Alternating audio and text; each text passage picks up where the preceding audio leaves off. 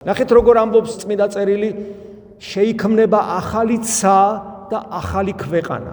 ანუ ქრისტე რო ბრუნდება დედამიწაზე, სამყაროს გარდასახვა ხდება საღვთო ცეცხლში, საღვთო მადლში და არა მარტო ადამიანი გარდაიქმნება და არა მარტო ადამიანი აღდგება მკვდრეთით, არამედ ქვას კი შეიცვლება, ყველაფერი შეიცვლება, გესმით? მთელი სამყარო. და ეს წმინდა წერილში შეძლების დაგვარად, ხატოვნად, ფილოსოფიურად, თეოლოგიურად, როგორც ადამიანს შეუძლია გამოთქვას, ეხლაც კი ძნელია ამის არგუმენტირება, ასე არის ეს გამოცხადება აღწერილი და პავლე მოციქული ამბობს, რომ აი ამ საოცარ სამყაროში, რომელიც უკვე ღმერთის ჩანაფიქრის მიხედვით იქნება, იმიტომ რომ ეხლა არის გაფუჭებული სამყარო. ჩვენ გავაფუჭეთ ადამიანება. ადამი რო ღმერთს დაცილდა, სამყარო შეიცვალა, ძეძვი და ეკალი აღმოაცენა, ოფლით უნდა ჭამდეს პურს და კაინი უკვე თავის ძმას კლავს და ანუ გაფუჭდა ყველაფერი და ამის გარდასახვა ხდება ქრისტეს დაბრუნების მერე რო ეშინიათ ხოლმე მეორედ მოსვლა კი არ უნდა გეშინოდეს, მეორედ მოსვლა უნდა გენატრებოდეს და მთელი წმინდა წერილი, მთელი ბიბლია ეგრე მთავრდება, მალე მოდი უფალო. რატო გვეშინია? იმიტომ რომ არ ვიცით რაზე ვლაპარაკობთ.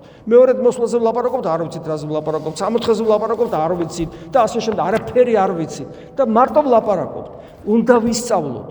და ის საოცრებაა წმინდა წერილი. მე მაგალითად ვერ არ შემილია შვიდად წავიკითხო, არ შემილია შვიდად კაიგაგებით, ანუ შვიდად ვარ უბრალოდ აი ეს გზნობის ეს თავად ცეცხლია, თითქოს ცეცხლი უკიდია ისეთია, გესმით?